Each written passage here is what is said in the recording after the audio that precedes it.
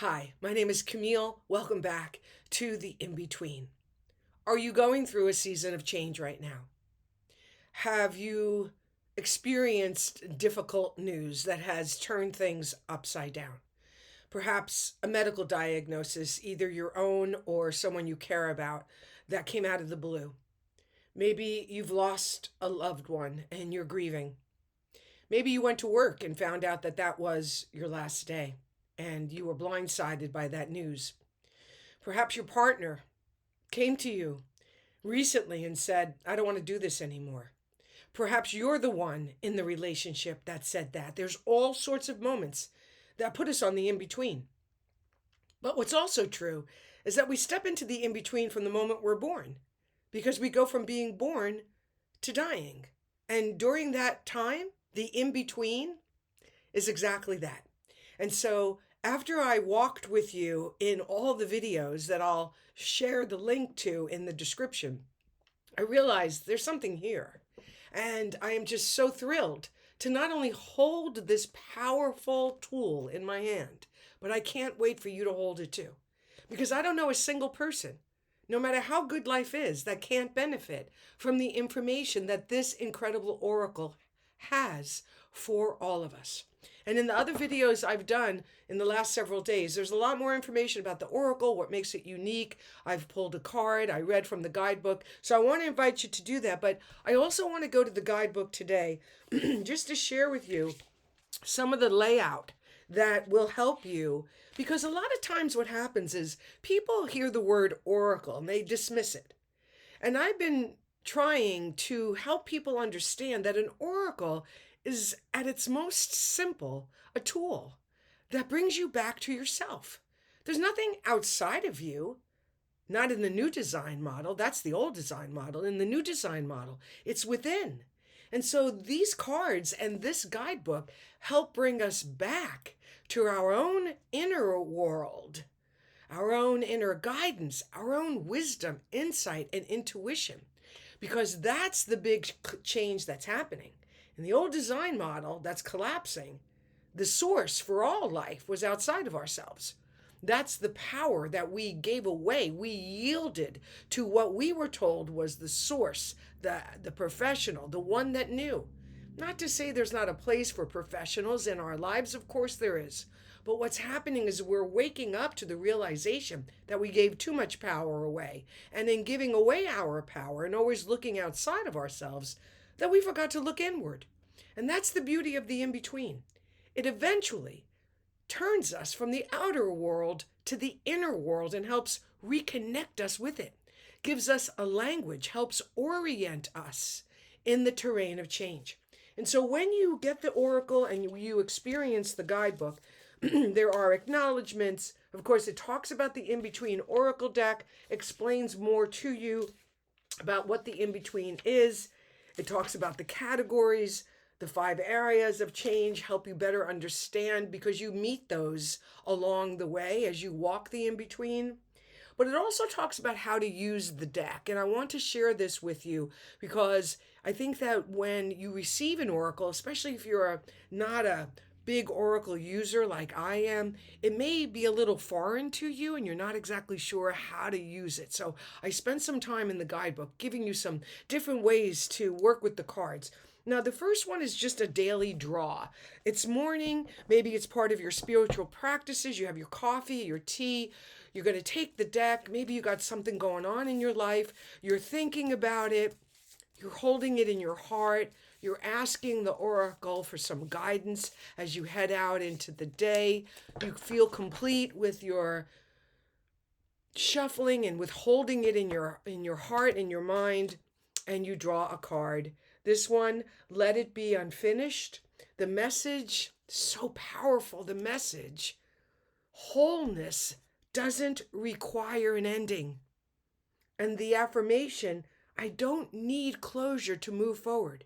Like the old design model, obsessed with closures. I used to be too. Not so much now. I don't need closure to move forward. I leave room for the mystery. So that's one way you can use the deck. You can even buy an extra deck, keep it in the car, at the office, wherever you would like, so that at any time of the day you can just pull a card and reconnect and feel grounded and realigned with yourself. Another way that you can use the deck is what I call the inner inquiry. Shuffle the cards, and as you're doing so, ask, what is this revealing about my current situation? So you come to the deck with a very specific situation that you're dealing with, and you're seeking some insight and guidance. Again, when it feels right, you just pull a card and see what it reveals to you and how it might assist you in your inquiry. Then we get on to the spreads. And what I love about the Oracle, very much like the video series here on YouTube, is that the Oracle is divided into the 5 areas of change: the change cycle, the inner landscape, the helpers, the invitation, because change is always inviting us to see things from a different perspective, and the unseen forces. And on the cards, I don't know if you can see this, it's a little bright, but each card has its own special glyph that orients you on the map of change, as well as the actual category that you're in. And so one of the ways that you can work with the deck is that you can do a 5-card spread. You hear this a lot in tarot and in other oracle decks. And in this particular oracle, because what's unique about the in-between is that it's a navigational oracle. It doesn't tell you your future. It navigates you to your present moment. It helps you orient yourself to where you are right now, what's happening right now, how you're feeling right now, what help is available to you right now, how to look at it from a different perspective that might move you from victim to a more empowered creator inside what is happening. All right? So the Oracle is a tool for your own return to your own intuition and inner wisdom. And so when you get the cards, what you can do, aside from just shuffling them traditionally, is you can separate the cards into their 5 areas, and you can draw from each area, which I think is just so fabulous. So, for example, in this 5-card spread, the first question could be, what change cycle best describes my situation? You shuffle those cards and you choose. The second question, how can I best support how I'm feeling? In the old design model, we dismiss our feelings, we disrespect them, we rush through them, especially if they're the heavier emotions like grief or confusion, right? What's wrong with you? Why don't you know? It's just crazy, the programming that we grew up with. But in the new design model, we are reprogramming ourselves, and this oracle is helping us do that. The third card is from the helper, the helper's guide. Which helper is here to guide me? The fourth, what is this situation inviting me to consider?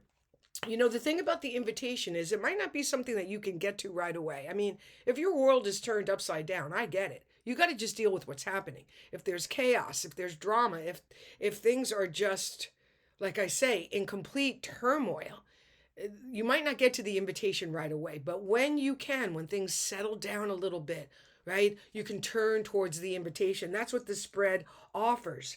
What is this situation inviting me to consider? And then the fifth, which is the unseen forces. What unseen forces are at play right now? What might be going on in the cosmic reality of life that I'm not tuned into, but now I can be tuned into and consider it as I walk during and with this incredible time of change. Another way that you can use the cards is just with an inner landscape check-in. I mean, look, we're all going through a lot. We are all going through a lot right now in varying degrees. And so sometimes you just want to have a check-in to how you're feeling and how you can best support yourself in those feelings. So the first card you pull is from the inner landscape. What part of me needs attention right now? I mean, I will say, especially women, we're often not the first ones at the top of the list. Oftentimes, we're several people down. And the oracle helps orient ourselves back to ourselves as a priority. And that kind of question makes that moment happen. What part of me needs attention right now? What truth am I not yet seeing? And you pull from the helpers. What is the invitation in this discomfort? And of course, you pull from the invitation cards. So you could do a 5-card spread, pulling from each category. You can do an inner inquiry spread that picks 3 categories to work with. And then the in-between spread, which is a more general overview. Sometimes we do want to climb the tree of perspective and look down at what we're dealing with and see it from a broader perspective versus being tangled up in it and having a myopic experience of what's going on. The question is, what is ending? And you can choose from the change cycle cards. Then, what is being revealed? You can choose from the unseen forces. And the third, what do I need to know? And you can pull from the helpers cards. And then finally, the threshold spread, which you may have heard from other tarot and oracle users and creators. This is when you need a more comprehensive overview of what is happening. You want to know. Number 1, what is the true decision before me? Love that question. And you would pull from the invitation cards, because the invitation cards help us see what we're going through from a different perspective. So that question, what is the true decision before me? Number 2, what is the underlying emotion? You pull from the inner landscape. What phase of change am I in right now? You pull from the change cycle. One of the change cycle cards is sacred disruption.